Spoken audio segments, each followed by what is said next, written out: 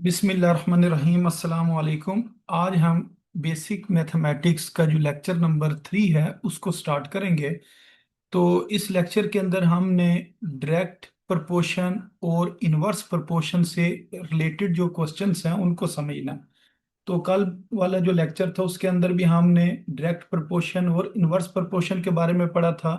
तो आज का जो लेक्चर है इसके अंदर हम उससे रिलेटेड कुछ क्वेश्चंस को सॉल्व करेंगे।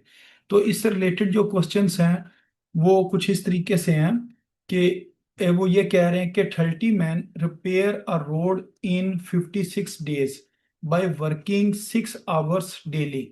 वो ये कह रहे हैं कि एक सड़क है उसको 30 बंदे रिपेयर कर रहे हैं, यानी कि उसकी मुरम्मत कर रहे हैं। तो 6 घंटे वो रोज काम करते हैं, तो वो सड़क को मुरम्मत करने का काम तकरीबन 56 डेज के अंदर ना मुकम्मल कर रहे हैं। In how many days 45 man will repair the same road by working 7 hours daily. तो कह रहे हैं अगर हम बंदों की तादाद बढ़ा दें, पहले 30 बंदे थे, अब 30 के बजाय कितने बंदे कर दिए जाएं, 45 बंदे कर दिए जाएं। और पहले वो 6 घंटे काम कर रहे थे, अब वो कितने घंटे काम करना शुरू कर दें, 7 घंटे काम करना शुरू कर दें। तो फिर बताएं वो कितने दिनों के अंदर सड़क की जो मुरम्मत है वो मुकम्मल हो जाएगी। तो इस तरह का जो क्वेश्चन होता है इसको इस तरीके से सॉल्व करते हैं। सबसे पहले आपने ऊपर लिख लेना है मैन, डेज और आवर्स। अब हमारे पास जो पहली कंडीशन है उसके मुताबिक कितने बंदे थे, 30 बंदे थे और वो 56 दिन काम कर रहे हैं। और वो हर रोज कितने घंटे काम करते हैं जी, 6 घंटे काम करते हैं। तो तब जाकर 56 दिन में या 56 डेज के अंदर वो काम मुकम्मल होता है। तो अगर बंदों की तादाद बढ़ा दी जाए, 30 की बजाय कितनी कर दी जाए, 45 कर दी जाए, और टाइम भी बढ़ा दिया जाए। अगर वो 6 घंटे काम कर रहे हैं तो अब वो कितने घंटे काम करना शुरू कर दें, 7 घंटे काम करना शुरू कर दें। तो बताएं वो सड़क की मुरम्मत कितने दिनों में करेंगे। तो ये हमने चीज फाइंड करनी है, तो इस वजह से इस जगह पर हम लिख देंगे एक्स। अच्छा, अब इन क्वेश्चंस के अंदर ना जो सबसे अहम चीज है वो ये है कि आपने ना ये जो नीचे नंबर्स लिखे हुए हैं ना इनको नहीं आपने देखना है। आपने जो एरो लगाने हैं वो ऊपर वाली ये जो चीजें लिखी हुई ना इनको देखकर एरो लगाने होते हैं। अगर तो आप नंबर्स को देखेंगे ना, ये जो डिजिट लिखे हुए हैं कि ये जी तादाद बढ़ रही है, ये कम हो रही है, तो इनके मुताबिक अगर आप एरो लगाएंगे ना तो ये सवाल गलत हो जाते हैं। तो इसका मैंने आपको क्या बताया कि आप यूं समझे इधर कुछ भी नहीं लिखा हुआ है, यानी कि ये नंबर का आपको नहीं पता है कि क्या चीज है क्या चीज नहीं है। इनको आपने ना नहीं देखना है। आपने किस चीज को देखना है, ऊपर जो चीजें हैं ना इनको देखना है, मैन, डेज और आवर्स को देखना है। फिर ये क्वेश्चन ना सही हल होंगे। वरना आमतौर पर ना ये क्वेश्चन जो काफी ज्यादा लोगों को ना मुश्किल लगते हैं, और मुश्किल लगने की वजह ये है कि वो इन नंबर्स को देख कर ना एरो लगा रहे होते हैं, जबकि ये क्वेश्चन इन नंबर्स को देखकर एरो नहीं लगाना है, बल्कि ये जो ऊपर चीजें लिखी हुई है ना, मैन, डेज, आवर्स, इनको देखकर एरो लगाना होता है। अब ये देखें आपने ना ये जो एक्स है ये डेज के नीचे है, इस वजह से आपने ना इसका ताल्लुक किसके साथ देखना है, डेज का और घंटों का ताल्लुक आपस में क्या है। अब देखें अगर तो बंदे ज्यादा टाइम लगाएंगे, अगर पहले वो 6 घंटे लगा रहे थे अब वो 7 घंटे लगाना शुरू हो गए, यानी कि टाइम अगर वो बढ़ाते हैं तो दिन क्या हो जाएंगे, कम हो जाएंगे। तो अगर काम पहले जितने दिन में हो रहा था उससे जल्दी होगा, यानी कि अगर टाइम बढ़ाएंगे तो दिन क्या होंगे, कम होंगे। इस वजह से ना इनके दरमियान ना इनवर्स रिलेशन है। इनवर्स रिलेशन की वजह से ना इनके एरो ना ऑपोजिट लगेंगे। आपने क्या करना होता है, एक्स से ना आपने ऊपर की तरफ एरो लगा लेना है। अब दूसरा जो एरो लगेगा ना इसकी ऑपोजिट डायरेक्शन में लगेगा, यानी कि ये ऊपर से नीचे की तरफ एरो लग जाएगा। अच्छा, अब हम इसका और इसका ताल्लुक देखते हैं कि बंदों का ताल्लुक और दिनों का ताल्लुक देखते हैं। अच्छा, अगर तो हम बंदे बढ़ाएंगे तो दिन क्या हो जाएंगे, कम हो जाएंगे, और अगर हम बंदे कम करेंगे तो दिन बढ़ जाएंगे। तो एक चीज के बढ़ने से दूसरी चीज कम हो रही है, या एक चीज के दम कम करने से दूसरी चीज बढ़ रही है, तो इसका भी आपस में जो रिलेशन है ना वो इनवर्स रिलेशन है। तो इस वजह से इसका भी जो एरो लगेगा ना ओपोजिट साइड पर लगेगा। अगर ये एरो ऊपर की तरफ है तो ये एरो किधर को लगेगा, नीचे की तरफ एरो को लगाएंगे। तो ये आपने वैसे भी याद रखना है। अगर तो चीज आ जाए ना डेज और मैन आ जाएं या मजदूर आ जाएं या आदमी आ जाएं, आदमियों का और दिनों का ताल्लुक, इसमें भी इनवर्स रिलेशन होता है। और इसी तरह अगर हमारे पास फूड हो यानी कि खुराक हो, और दूसरे नंबर पर क्या हो, मैन हो, यानी कि बंदे और खुराक, इनका भी आपस में ना ताल्लुक किसका होता है, इनवर्स रिलेशन होता है, ठीक है, या इनवर्स प्रोपोर्शन होता है। तो अगर ये चीज आ जाए या मैन और डेज आ जाए, तो ऐसे क्वेश्चंस के अंदर ना जो हमारे पास ताल्लुक होता है ना, वो कौन सा होता है, इनवर्स रिलेशन वाला होता है। तो ये आपने चीज याद रखनी है। तो वरना आमतौर पर ना ये रिलेशन ना डायरेक्ट रिलेशन होता है, लेकिन जिन क्वेश्चंस के अंदर मैन और फूड का जिक्र होगा या मैन और डेज का जिक्र होगा, तो मैन से मुराद मजदूर भी हो सकते हैं, या इसके अलावा जो है ना, वैसे अगर मैन लिखा हो तो फिर भी आपने ना इसको इसी तरह इनवर्स रिलेशन के हिसाब से इसको ना सॉल्व करना होता है। अच्छा, अब ये इसके अंदर ना मेन चीज थी समझाने वाली, उसके बाद इसको सॉल्व करना कोई मुश्किल नहीं है। तो अब ये आप जो नंबर्स हैं, अब इनको हम देख लेते हैं कौन कौन से नंबर लिखे हुए हैं। तो अब सबसे पहले आपने ना ये जो एक्स लिखा हुआ है ना, इस नंबर को आपने ना पहले लिखना है, जहाँ से एरो स्टार्ट हो रहा है। एरो कहाँ से स्टार्ट हो रहा है, एक्स से। एक्स को पहले नंबर पर लिखेंगे, और एरो खत्म किस पर हो रहा है, 56 पर, तो 56 को उसके नीचे लिखेंगे। इधर ना इक्वल का साइन लगाएंगे। तो ये वाली चीज एक साइड पर लिखनी होती है, यानी कि लेफ्ट साइड पर लिख लें। अब बाकी इन दोनों में से जिसको मर्जी आप पहले लिख लें। मसलन इसको मैं पहले नंबर पर लिखता हूं, तो एरो कहाँ से स्टार्ट हो रहा है, 30 से, तो 30 को ऊपर लिखना है। 30 डिवाइडेड बाय 45, फिर इधर ना मल्टीप्लाई लिखते हैं। ये एरो कहाँ से स्टार्ट हो रहा है, 6 से, तो 6 को ऊपर लिखना है और 7 को नीचे लिखना है। उसके बाद ये जो 56 इधर डिवाइड हो रहा है, दूसरी साइड पर आकर ये मल्टीप्लाई होगा, बाकी इसकी कटिंग करेंगे। और कटिंग करने के बाद हमारे पास आंसर आ जाएगा, जिस तरह यहाँ कटिंग की है। 7, 1 जार 7, और 7 8 टाइम्स कितना होता है जी, 56। तो पहले इन दोनों की कटिंग कर ली, फिर इस तरह ऊपर नीचे कटिंग की। तो इसको हमने कह लें कि जो 5 का टेबल है ना, उसको ऊपर कट किया। 5 6 टाइम्स 30, और 5 9 टाइम्स 45, तो इन दोनों को हमने 5 के ऊपर डिवाइड किया। अच्छा, उसके बाद दोबारा इसकी हम कटिंग कर लेते हैं। इसको हमने 3 के टेबल पर कट किया, 3 2 टाइम्स, और 3 टाइम्स। फिर इसकी और इसकी हमने कटिंग की है, यानी कि 3 1 जार 3, और 3 2 जार 6। अब ये 2 2 और 8 ये आ गया, 2 2 जार 4, फिर 4 को 8 से मल्टीप्लाई करेंगे तो एक्स का जवाब आ जाएगा 32। तो इसका मतलब ये है कि अगर हमारे पास बंदे कितने हों, 45 हों, और वो 7 घंटे रोजाना काम करें, तो फिर वही जो सड़क की मुरम्मत है वो कितने डेज में मुकम्मल हो जाएगी जी, 32 डेज के अंदर मुकम्मल हो जाएगी। तो ये क्वेश्चन ना इस तरीके से सॉल्व किए जाते हैं। अच्छा, अब इसके बाद जो इससे नेक्स्ट क्वेश्चन है उसे देखते हैं। तो नेक्स्ट क्वेश्चन भी इस तरह का ही है जिस तरह का हम पहले क्वेश्चन हमने किया। तो इस क्वेश्चन में वो ये कह रहे हैं कि 70 man can complete a wall of 150 metre long in 12 days. के 70 बंदे हैं, और यानी कि मजदूर हैं या बंदे हैं, तो उन्होंने क्या किया, 150 मीटर लंबी दीवार को, 150 मीटर लंबी दीवार को वो मुकम्मल करते हैं, यानी कि उसकी तामीर को मुकम्मल करते हैं कितने डेज में, 12 डेज के अंदर उसको मुकम्मल कर लेते हैं।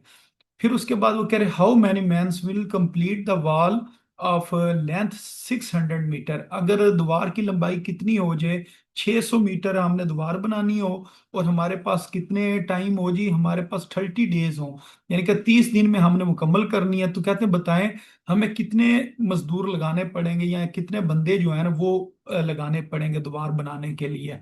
तो इस क्वेश्चन को भी हम सबसे पहले इस तरह लिखेंगे जी, मैन, वॉल और डेज। अब जो ये बंदे हो गए, अब जो वॉल है ना, ये मीटर्स के अंदर हमने बनानी है, तो इधर हमने ना लंबाई का यूनिट मीटर होता है, ये हमने मीटर लिख लिया और डेज लिख लिया। अब ना ये हम आगे पीछे भी लिख सकते हैं, बेशक आप मैन को दरमियान में लिख लें, वॉल को इस साइड पर लिख लें, या मैन को लास्ट में लिख लें, तो ये आपकी मर्जी है। अच्छा, अब आपने ये समझ के इस जगह पर ये चीजें लिखी नहीं हुई हैं, ये सिर्फ एक्स को रहने देते हैं, बाकी ये चीजें हम ना छुपा लेते हैं।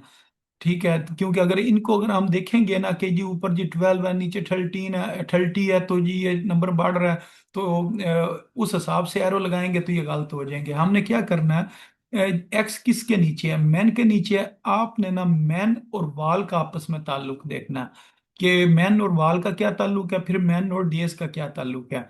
तो अब अगर ज्यादा बंदे होंगे तो ज्यादा दीवार बनाएंगे, कम बंदे होंगे तो कम दीवार बनाएंगे। तो इसका मतलब इनका जो आपस में रिलेशन है ना, वो डायरेक्ट रिलेशन है।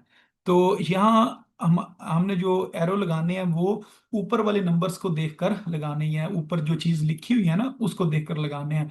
तो बंदों का और दीवार की लंबाई जो है उसका ताल्लुक आपस में डायरेक्ट रिलेशन है, क्योंकि बंदे ज्यादा होंगे तो ज्यादा दीवार बनेगी, बंदे कम होंगे तो दीवार कम बनेगी। अच्छा, अब बंदों का और डेज का हमने ताल्लुक देखना कि अगर ज्यादा बंदे होंगे तो वो कह लें कि कम दिनों के अंदर दीवार मुकम्मल कर देंगे, और अगर बंदे कम होंगे तो उन्होंने फिर ज्यादा दिन लगाने हैं दीवार बनाने के अंदर। तो इन दोनों का जो ताल्लुक है ना, मैन और डेज का, ये क्या होता है जी, इनवर्स इसके अंदर प्रोपोर्शन होती है। तो ये मैंने आपको पहले भी बात बताई है, बंदे और डेज हो उसका हमेशा आपने ना याद रखना है कि रिलेशन जो होता है ना वो इनवर्स होता है। और इसी तरह बंदों का और खुराक का हो कि जी इतने बंदे इतने दिन खाना खा रहे हैं, और अगर बीच में बंदों का इजाफा हो जाए तो फिर वो बताएं जी खुराक कितने दिन के लिए वो काफ़ी हो जाएगी। तो ऐसा सवाल जिसके अंदर बंदों और खुराक का जिक्र हो, यानी कि फूड का जिक्र हो, तो उसके अंदर भी ना इनवर्स रिलेशन होता है। और बाकी ज्यादातर जो है ना डायरेक्ट रिलेशन ही होता है। तो अब ये इनवर्स रिलेशन है, इस वजह से ये एरो ऊपर की तरफ है तो दूसरा एरो किधर की तरफ होगा जी, नीचे की तरफ होगा। तो अब इन दोनों में डायरेक्ट रिलेशन था, इस वजह से ये अगर एरो ऊपर को है तो ये वाला भी एरो किधर को बनाएंगे, ऊपर की तरफ ही बनाएंगे, यानी कि सेम डायरेक्शन में बनाएंगे। अब इन चीजों को हम ओपन कर लेते हैं, देख लेते हैं इस जगह पर कौन से नंबर लिखे हुए हैं। अब इसकी हमने कैलकुलेशन करनी है। तो कैलकुलेशन इसी तरीके से की जाती है, जहां से एरो शुरू हो रहा है वो क्या है जी, एक्स है। एक्स से आपने ना एरो लगाना शुरू करना होता है, यानी कि एक्स से ऊपर की तरफ जा रहे हैं। तो एक्स को हम पहले नंबर पर लिखेंगे, जहां से एरो स्टार्ट होता है उधर पहले नंबर पर उसे लिखा जाता है, फिर डिवाइड लिखते हैं, फिर जहां पर एरो का हेड होता है वो वाला नंबर नीचे लिखते हैं, और फिर इक्वल का साइन लगा लेते हैं। और ये जो बाकी दो नंबर बचते हैं इनके दरमियान में हमने मल्टीप्लाई लिखना है, और बाकी एरो के हिसाब से इसकी वैल्यूज लिखनी है। ये 600 ऊपर आएगा, 150 नीचे आएगा, इसका 12 ऊपर आएगा क्योंकि एरो 12 से स्टार्ट हो रहा है, और 30 जो है ना वो डिवाइड में आ जाएगा। फिर ये 70 इधर डिवाइड हो रहा है, इधर आकर मल्टीप्लाई होगा, फिर ये जीरो और ये जीरो कट कर लें, ये वाला जीरो और ये वाला जीरो कैंसिल कर लें। उसके बाद इसकी हम कटिंग करते हैं, 3 वन जार 3 और 3 फोर जार 12, इसी तरह 15 वन जार 15 और 15 फोर टाइम्स 60 होता है। तो अब नीचे नीचे जो वन वन लिखे हुए हैं, इनको लिखने की जरूरत नहीं है, 4 × 4 × 7 लिखते हैं। तो 4 × 4 16, 16 को 7 से मल्टीप्लाई करेंगे तो 112 इसका आंसर आ जाएगा। तो इसका मतलब ये हुआ कि अगर हम 112 मजदूर जो हैं या बंदे हैं, उनको अगर हम उनको काम पर लगाएं तो वो 600 मीटर जो लंबी दीवार है उसको 30 दिन के अंदर मुकम्मल कर लेंगे। तो इस तरह ये वाले जो क्वेश्चन होते हैं प्रोपोर्शन वाले, इनको सॉल्व किया जाता है। तो उम्मीद है आपको इन क्वेश्चंस की समझ आ गई होगी। अच्छा, इसके बाद जो नेक्स्ट टॉपिक है उसका नाम है जी पार्टनरशिप। तो पार्टनरशिप को उर्दू में कहते हैं शराकत दारी। जो शराकत दारी होती है उसका क्या मतलब है कि जब दो या दो से ज्यादा अस्सलाम अ, वालेकुम। जी वालेकुम सलाम। अच्छा, काइंडली ये ना थोड़ा सा अगेन थोड़ा सा ब्रीफ कीजिएगा कि डायरेक्ट और इनवर्स ये किस किस में मतलब होती है, इसके बारे में थोड़ा सा ब्रीफ कीजिए। हाँ जी, ये आपने ना जो कल वाला लेक्चर था ना, ये मैं आपको ऊपर दिखाता हूँ, उसके अंदर ना हमने डायरेक्ट और इनवर्स प्रोपोर्शन के ना बारे में पढ़ा था। मसलन ये इनवर्स प्रोपोर्शन है, 1 मिनट ऊपर देख लेते हैं, डायरेक्ट प्रोपोर्शन वाला भी अगर है तो ये इस जगह पर आ जाता है। ये देखें, डायरेक्ट प्रोपोर्शन क्या होता है, अगर हमारे पास ना दो क्वांटिटीज हों, हमारे पास कितनी क्वांटिटीज हों, दो क्वांटिटीज हों, उनका हमने ऐसा ताल्लुक देखना होता है कि एक चीज के बढ़ाने से दूसरी चीज क्या हो, बढ़े। जिस तरह बंदे बढ़ाएंगे तो दीवार की जो लंबाई है वो बढ़ेगी। तो इसका मतलब ये है कि एक चीज के बढ़ाने से दूसरी चीज बढ़ रही है, यानी कि जो मैन है उनके बढ़ाने से जो लेंथ है, जो वॉल की लेंथ है वो क्या हो रही है, बढ़ रही है। इसी तरह ये हो सकता है कि रुपीज हैं और दूसरी साइड पर ना हम कहते हैं जी कोई हमने चीज खरीदनी है, मसलन नंबर ऑफ पेन्स हैं या पेट्रोल हम ले रहे हैं, तो ये दो चीजें हो गई। अब अगर हम पैसे ज्यादा देंगे तो हमें पेट्रोल ज्यादा मिलेगा, पैसे कम देंगे तो पेट्रोल क्या मिलेगा जी, कम मिलेगा। तो ऐसा जो रिलेशन होता है ना, जिसमें एक चीज के बढ़ने से दूसरी चीज भी उसी रेशो से बढ़े, या एक चीज के कम होने से उसी रेशो के साथ दूसरी चीज कम हो। तो अगर आपने थोड़ा सा इजाफा किया है तो इधर भी थोड़ा सा इजाफा हो, अगर इधर थोड़ी सी कमी की है तो इधर भी थोड़ी सी कमी हो। तो इसको हम कहते हैं डायरेक्ट प्रपोर्शन। मसलन पैसे हैं और बाकी आपको कपड़ा खरीद रहे हैं, तो कपड़े की लंबाई या चौड़ाई, यानी कि उसकी जो लेंथ है, जिस तरह ये ऊपर है कि रुपीज और लेंथ। अगर आपने कारपेट खरीदना है तो अगर आप उसकी लंबाई बढ़ाते हैं फिर भी पैसे बढ़ेंगे, चौड़ाई उसकी बढ़ाते हैं तो फिर भी पैसे बढ़ेंगे। तो एक चीज के बढ़ने से दूसरी चीज बढ़े, या एक चीज के कम होने से दूसरी चीज सेम क्वांटिटी से या सेम रेशो से कम हो, तो इसको हम कहते हैं डायरेक्ट प्रोपोर्शन। जिस तरह इधर हमने इसकी ना एग्जांपल पढ़ी थी कि कास्ट ऑफ पेन्स और नंबर ऑफ पेन्स, यानी कि नंबर ऑफ पेन्स अगर हम बढ़ाएंगे, पेन्स की तादाद बढ़ाएंगे, तो हमारे पास है जो पेन की कीमत है ना, वो भी बढ़ती जाएगी। तो अगर हम तादाद कम करेंगे तो जो उसकी जो कास्ट है वो भी कम होगी।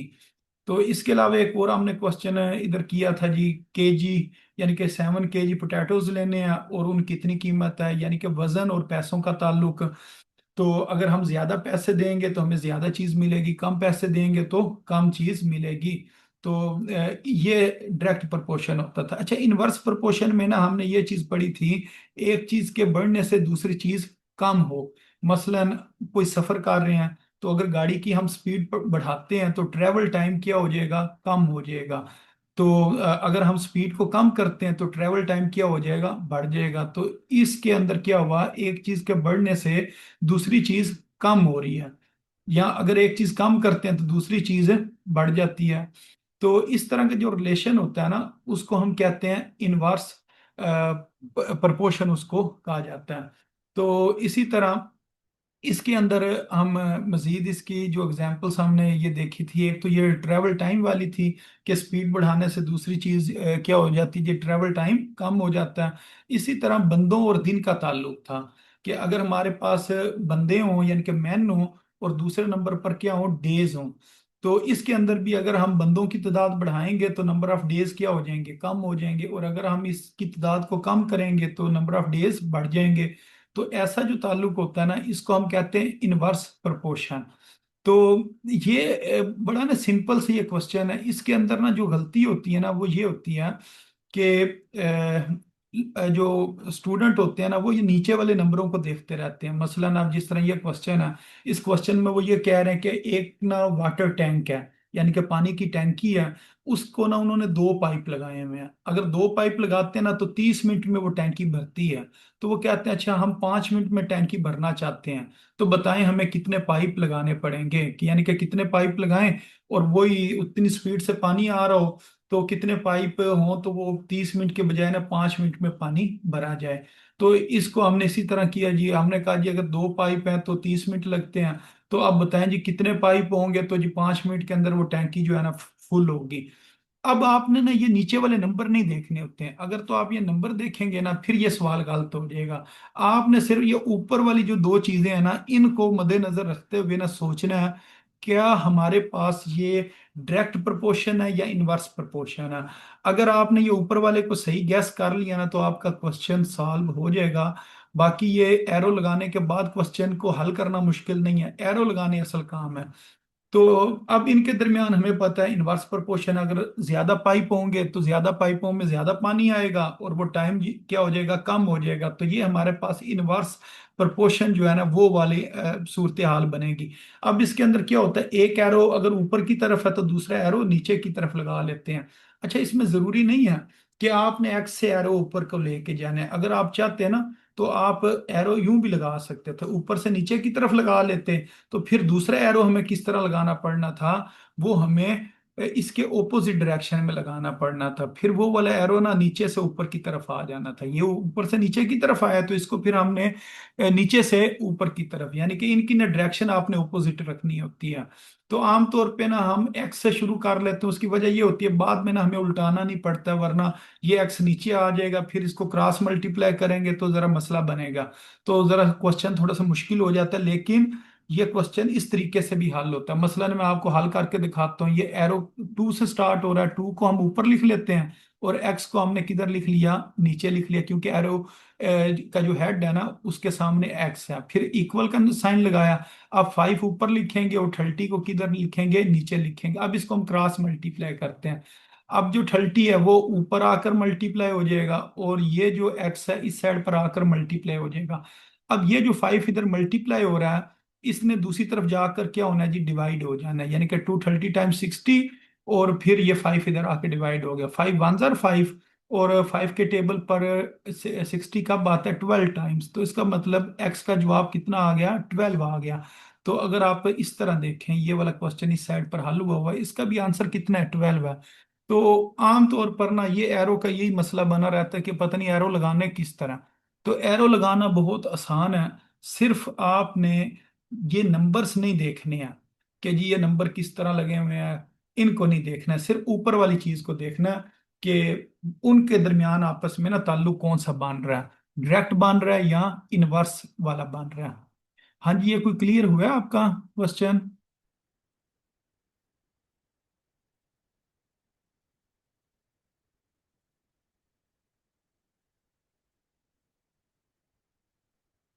जी अरशद साहब, इसका अगर कोई आप कोई क्वेश्चन पूछना चाहते हैं इससे रिलेटेड तो बताएं, मैं आपको समझा देता हूँ।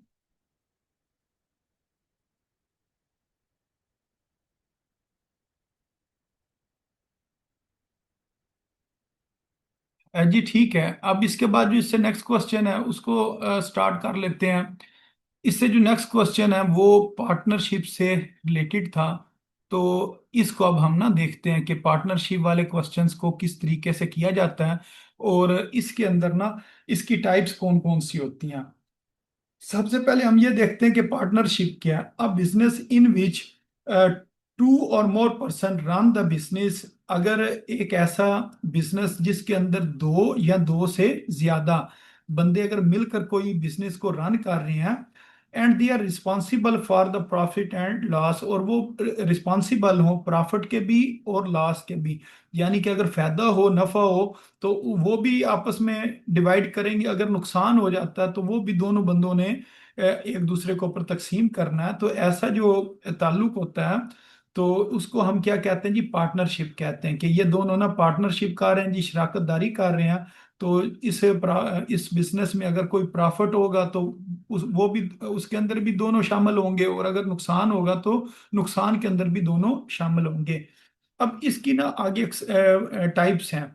If the partner start the business and close it together with the same और different investment capital, this partnership is called simple partnership. अगर तो जो पार्टनर हैं जिन्होंने बिजनेस के अंदर हिस्सा लिया हुआ है, शराकतदार जो हैं, वो अगर बिजनेस स्टार्ट करते हैं सेम टाइम पर और सेम टाइम के ऊपर ही खत्म करते हैं, यानी कि दोनों ने इकट्ठे पैसे लगाए हैं, उन्होंने जब बिजनेस स्टार्ट किया है तो सेम डेट को दोनों ने स्टार्ट किया, और जब उन्होंने बिजनेस को खत्म किया तो सेम डेट के ऊपर उन्होंने बिजनेस को खत्म कर दिया। लेकिन उनकी ना जो अमाउंट है, जो उन्होंने पैसे लगाए हैं, वो सेम भी हो सकते हैं और डिफरेंट भी हो सकते हैं। मसलन एक बंदा 30% अपने इन्वेस्टमेंट दे रहा है और एक बंदा 70% दे रहा है, ये भी हो सकता है, ये भी हो सकता है। दोनों 50-50% जो है ना पैसे लगाकर कारोबार कर रहे हैं, यानी कि ये सेम और डिफरेंट इन्वेस्टमेंट से ये अपना जो कारोबार है ना वो चला रहे हैं। लेकिन इसके अंदर एक जो बात है वो ये है कि सेम डेट को इन्होंने स्टार्ट करना है और सेम डेट को इन्होंने अपना जो बिजनेस है वो क्लोज करना है, यानी कि ये एक टाइम इन्होंने ना फिक्स किया हुआ है कि ये आपका और हमारा जो कारोबार है वो 1 साल के लिए होगा, 1.5 साल के लिए होगा, 2 साल के लिए होगा। तो ऐसा जो कारोबार होता है ना इसको हम कहते हैं सिंपल पार्टनरशिप। तो ये सिंपल पार्टनरशिप होती है। अच्छा, एक जो पार्टनरशिप है ना उसको कहा जाता है कंपाउंड पार्टनरशिप। अब कंपाउंड पार्टनरशिप के अंदर क्या होता है if the partner contribute different capital for different time period, इसके अंदर ना डिफरेंट टाइम पीरियड आ जाता है। यानी कि एक बंदे ने ना कुछ 6 माह के लिए पैसे लगाए हैं, एक ने 3 माह के लिए लगाए हैं पैसे कारोबार में, एक ने साल के लिए लगाए हुए हैं। अगर तो टाइम पीरियड मुख्तलिफ हो और बंदे जो है ना दो या दो से ज्यादा भी हो सकते हैं, तो ऐसा जो कारोबार होता है उसको हम कंपाउंड पार्टनरशिप कहते हैं। यानी कि इन्होंने कंपाउंड पार्टनरशिप की हुई है। If the partner contribute different capitals for different time periods, और at least one partner contributes two or more capital for different time periods, then this partnership is called compound partnership। इसके अंदर वो यही बात कर रहे हैं कि टाइम पीरियड क्या होता है जी, मुख्तलिफ होता है। इस केस के अंदर जो होता है ना प्रॉफिट और लॉस, ये हम डिवाइड करते हैं रेशो के हिसाब से। और ये जो रेशो होती है ना, ये मंथली इन्वेस्टमेंट के ऊपर ली जाती है। यानी कि जो हमारे पास होगा ना दूसरा सिंपल पार्टनरशिप, उसके अंदर मंथली इन्वेस्टमेंट नहीं निकाली जाती है, लेकिन कंपाउंड पार्टनरशिप में हमने मंथली इन्वेस्टमेंट जो है ना उसको देखना होता है। तो अब इसके क्वेश्चंस करते हैं, फिर इसकी समझ आ जाएगी। तो वो ये कह रहे हैं कि साद और अली, ये दो लड़के हैं साद और अली, इन्होंने ना एक बिजनेस स्टार्ट किया और इन्होंने पैसे जो लगाए हैं, एक ने 50,000 रुपया दिया बिजनेस में और एक ने 60,000 रुपया दिया। अब इन्होंने ना बिजनेस स्टार्ट किया और 1 साल के बाद उन्हें जो प्रॉफिट आया है वो कितना है जी, 25,000 रुपये उन्हें प्रॉफिट हुआ है। तो वो कहते हैं find the share of each one, हर एक का आपने शेयर जो है ना वो मालूम करना है। तो अब इस क्वेश्चन को किस तरह सॉल्व करेंगे, हम कहेंगे जी जो साद का शेयर है और अली का शेयर। हाँ जी, साद का शेयर था 50,000 और इसका कितना था 60,000। अब ना हमें ये पता है जो रेशो वाले क्वेश्चन को जब हम सॉल्व करते हैं ना, जब दो सेम टर्म्स के दरमियान क्या आ जाए, रेशो आ जाए, सेम क्वांटिटीज के दरमियान रेशो आ जाए, तो इधर ये दोनों पैसे हैं, ये सेम कह लें कि टाइप्स की चीज है, यानी कि पैसे सेम चीज है। तो इनको हम ना सेम नंबर से डिवाइड कर सकते हैं। तो दोनों को हमने ना 10-10 हज़ार से डिवाइड कर लिया। अब होगा क्या, ये वाले 4 जीरो ये वाले 4 जीरो के साथ कट जाएंगे, इस जगह पर ना एक और जीरो आना। तो ये वाले जो 4 जीरो होंगे ये वाले 4 जीरो के साथ कैंसिल हो जाएंगे, तो यहाँ 5:6 आ जाएगा। अब ये बड़ा आसान सा इसका तरीका है कि जो हमारे पास है ये सिंपलेस्ट रेशियो की जो सिंपलेस्ट फॉर्म आती है ना, इसका हमने सम मालूम करना होता है। यानी कि ये आपने पॉइंट याद रखना कि सबसे पहले आपने रेशियो की सिंपलेस्ट फॉर्म निकालनी है, फिर सम ऑफ रेशियो निकालना है। तो सम ऑफ रेशियो में क्या करेंगे, इन दोनों को हम जमा करेंगे। तो जमा करने से इसका आंसर कितना आ गया, 11 आ गया। अब प्रॉफिट हमें कितना हुआ था जी, 25,000 रुपये हुआ था। अब हमने ना क्या करना है, जो साद है, साद के नीचे लिखा हुआ है 5, यानी कि जो सिंपलेस्ट रेशियो आई है ना वो कितनी आई है 5। तो 5 ऊपर लिखेंगे और जो सम ऑफ रेशियो होता है ना उससे हमने इसको डिवाइड करना होता है। यानी कि 5/11 और मल्टीप्लाई करते हैं टोटल जो प्रॉफिट है उसके साथ। तो इसी तरह अगर हमने जो दूसरा लड़का था, शायद उसका नाम अली था, उसका अगर हमने प्रॉफिट निकालना है तो उसके लिए हम क्या करेंगे, अली के नीचे क्या लिखा हुआ है 6, और जो टोटल रेशियो है सम ऑफ रेशियो वो कितना है जी 11, वो नीचे लिखेंगे और इसे मल्टीप्लाई कर देंगे 25,000 के साथ। तो फिर इसका आंसर आ जाएगा। तो ये पहले आपने सात का प्रॉफिट निकाला, इसी तरह आपने अली का प्रॉफिट निकालना है 6/11, और बाकी ये जो 25,000 हमें प्रॉफिट हुआ था वो उसके साथ आपने मल्टीप्लाई करना है। तो फिर ये इस तरीके से इसका आंसर आ जाएगा। अच्छा, उसके बाद एक और क्वेश्चन देखते हैं। इसके अंदर वो कह रहे हैं टू पार्टनर हैं, दो बंदे हैं, उन्होंने पैसे जो कंट्रीब्यूट किए हैं, एक ने 4,600 पे रुपीज जो है कंट्रीब्यूट किए हैं और एक ने 3,000 जो है वो कंट्रीब्यूट किए हैं। तो फर्स्ट कंट्रीब्यूटेड फॉर 9 मंथ, ये जो पहला बंदा है ना, जो पहला पार्टनर है, इसने 9 मंथ के लिए ना पैसे कंट्रीब्यूट किए हैं। वो कहते हैं जी मैंने सिर्फ 9 माह पैसे देने हैं। और जो दूसरा बंदा है उसने जो पैसे दिए हैं ना वो कितने अरसे के लिए दिए हैं जी, 7th मंथ के लिए दिए हैं। एक ने दिए हैं जी 9 मंथ के लिए और दूसरे ने 7 मंथ के लिए ना पैसे दिए हैं। अब divide the profit of rupees 6,200, अब इन्हें ना 6,200 प्रॉफिट हुआ है।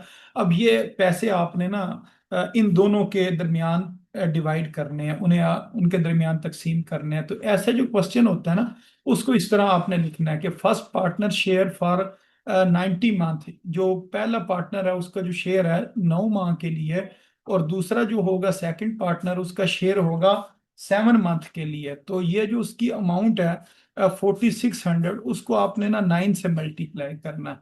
तो जो मंथ वाले होते हैं ना क्वेश्चन, यानी कि जो कंपाउंड पार्टनरशिप वाले होते हैं, तो उसके अंदर हम क्या करते हैं, ये मंथ के साथ मल्टीप्लाई करते हैं। और जो सेकंड पार्टनर है उसने पैसे दिए थे जी 3000, और कितने अरसे के लिए दिया था जी, 7 मंथ के लिए दिया था।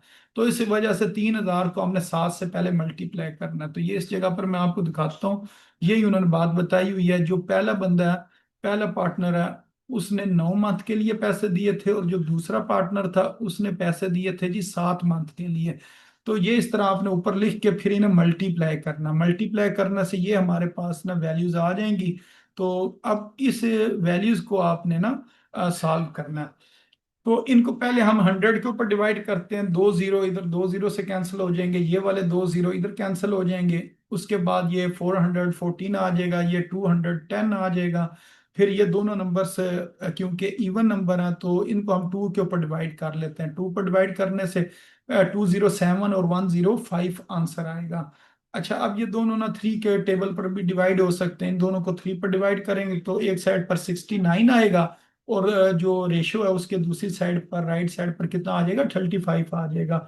तो ये क्या निकल आएगी, सिंपलेस्ट रेशियो वाली फॉर्म हमने मालूम कर लिया। अच्छा, उसके बाद हमने ना सम मालूम करना होता है, तो इन्हीं दोनों नंबर्स को हम सम करेंगे तो कितना आ जाएगा आंसर, 104 आ जाएगा। तो एक आंसर ये आ गया, सम ऑफ रेशियो। अब हमने क्या करना है, जो फर्स्ट पार्टनर है उसके पैसे कितने थे, यानी कि उसकी सिंपलेस्ट रेशियो कितनी थी, 69 थी। 69 को हमने डिवाइड करना 104 पर।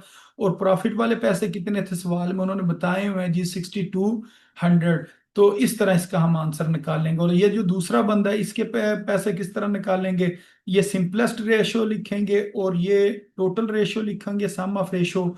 और इसको भी ये जो प्रॉफिट वाली वैल्यू है ना, जो रकम है, उससे मल्टीप्लाई करेंगे। तो इस तरह ये सेकंड बंदे का जो है ना प्रॉफिट आ जाएगा। तो इधर ये बात बताई है कि ये टोटल प्रॉफिट इतना हुआ था, फर्स्ट जो पार्टनर है उसका प्रॉफिट के लिए हमें 69 डिवाइडेड बाय 104, ये जिस तरह मैंने ऊपर आपको बात बताई है, और 6200 से मल्टीप्लाई करेंगे। अब ऊपर वाले दोनों नंबर मल्टीप्लाई होंगे और नीचे वाले नंबर से डिवाइड कर देंगे। और जो सेकंड पार्टनर के लिए 35 डिवाइडेड बाय 104 करके फिर इसको 6200 से मल्टीप्लाई करेंगे, और उसके बाद 104 के ऊपर डिवाइड करेंगे। तो इसका भी ये आंसर आ जाएगा, 2086.5 रुपये इसका प्रॉफिट आ जाएगा। अच्छा, उसके बाद एक और क्वेश्चन करते हैं। वो कह रहे हैं जी, दो बंदे हैं, एक का नाम है बिलाल और एक का नाम है नुमान। अब इन दोनों बंदों ने ना मिलकर एक बिजनेस स्टार्ट किया। अब इनकी जो इन्वेस्टमेंट है, जो इन्होंने पैसे उस कारोबार में लगाए हैं, एक बंदे ने 20,000 रुपये लगाए हैं और एक बंदे ने 30,000 रुपये कारोबार में शामिल किए हैं। अब होता क्या है, आफ्टर 1 ईयर, 1 साल के बाद दे सफर और लॉस, और 1 साल के बाद उन्हें लॉस हो गया, कितना जी, 15,000 रुपये का लॉस हो गया। अब आपने ना लॉस मालूम करना है, पहले आपने प्रॉफिट मालूम किया था, अब आपने लॉस मालूम करना है। ये सेम उसी तरह ही होगा ऊपर वाले क्वेश्चन की तरह, सिर्फ प्रॉफिट की जगह पर लॉस आ जाएगा। तो ये दोनों की हमने वैल्यूज लिखी। अब ये दोनों 1000 के ऊपर डिवाइड होते हैं, 2:3 आ जाएगा, ये सिंपलेस्ट रेशियो निकल आई। उसके बाद हमने सम ऑफ रेशियो निकालना है, इन दोनों को जमा करेंगे 5 आ जाएगा। अब लॉस हमें कितना हुआ है जी, इस क्वेश्चन में हमें लॉस हुआ है 15,000 रुपये का। अब बिलाल की जो सिंपलेस्ट रेशियो थी वो कितने थी, 2 थी। और ये सम ऑफ रेशियो था, इसको हमने मल्टीप्लाई कर देना है 15,000 के साथ, और फिर इसको हम सॉल्व करेंगे। इसी तरह जो नुमान है, उसकी जो सिंपलेस्ट रेशियो है वो 3 है, और सम ऑफ रेशियो कितना है, 5, और लास्ट कितना था जी, 15,000 का। ये इधर लिखेंगे, फिर इसकी कटिंग करेंगे, कटिंग के बाद हमारे पास आंसर आ जाएगा 9,000। तो इस तरह ना लास्ट जो है ना वो निकाला जाता है। अच्छा, उसके बाद ये प्रॉफिट और लॉस वाले जो है ना क्वेश्चन हो गए हैं। उसके बाद इनहेरिटेंस है, तो इधर देख लेते हैं। अगर तो टाइम में इसका अब कम है, ये मुकम्मल नहीं होगा टॉपिक, तो इस टॉपिक को इंशाल्लाह हम कल स्टार्ट करेंगे। तो उस वक्त तक आप देख लें कि आपका अगर कोई क्वेश्चन है तो वो आपने मुझे बता देना है, वो मैं आपको समझा दूंगा। बाकी इनहेरिटेंस से कल जो हम अपना लेक्चर है वो स्टार्ट करेंगे। तो अपनी दुआओं में याद रखें। अस्सलाम वालेकुम वरहमतुल्लाहि वबरकातुहू।